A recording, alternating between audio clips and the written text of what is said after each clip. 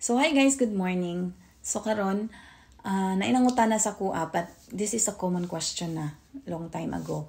Ngano daw wala ko'y friend diri? Ngano daw wala nila nakitaan nga na ako'y mga kabanding nga mga Pilipino? Wala ba daw Pilipino diri sa ako ang place? To be honest, daghan kaig Pilipino diri as in perting daghan na.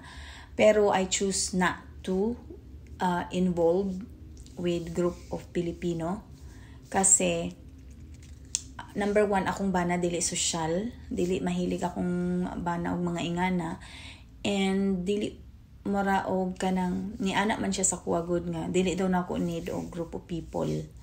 Kay kung need daw nako og amiga or amigo or best friend, siya daw ang magstay for better or worse. Charot, wala daw ko'y libak nga magdawat. So which is mao gyud po'y naka-reason nga nung wala gyud pug ko gapurso kay dati manggod nag-ask ko niya nga nung wala ko niya gi pangitaan og group of people kay mostly manggod sa mga naminyo og mga kano, sila gyud ang ilang mga bana ang nagapangita og way para mapangitaan og amigo ilahang asawa. But sa akong bana, sa akong case, dili mao nahitabo. But honestly wala gyud ko nagmahay kay ngano daghan kay kung mga kailang nga ulahi sa ko naabot diri nga mao na ilahang source of kanang homesick nga makig get together sa mga Pilipino. Sus Diyos ko, soro ra ang ending kay ngano nagnilibakay raman sila. So mao na yung makasad no kay sometimes magud ang mga Pilipino very nosy tapos di una yun ra kaglibak ngano man pud na no. Sad pero tinuod yun na siya. So mao na yung number one reason nga nung wala gyud ko Filipino friends. Yes, I have few maura pud na, but they are not just my friend, but I treat them like my family, and that's it.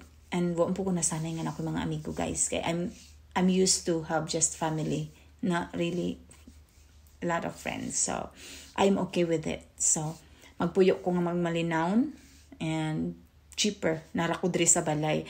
Hindi man po ko sanay nga maglaag guys. Nara man ko diri sa balay. I'm not used to go party. So I'm gonna party here sa balay. Mag-party ko sa akong mga pilonon, sa akong mga labhonon, sa akong hugason, sa akong limpihon.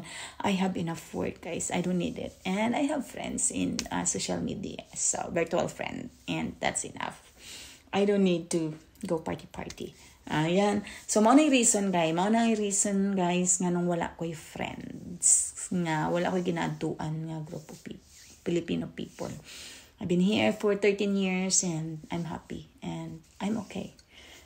No? Ayun lang. So, mao lang na siya, guys. Mao na itubag nga nung wala ko'y mga group of people nga ginaaduan. I'm okay. So,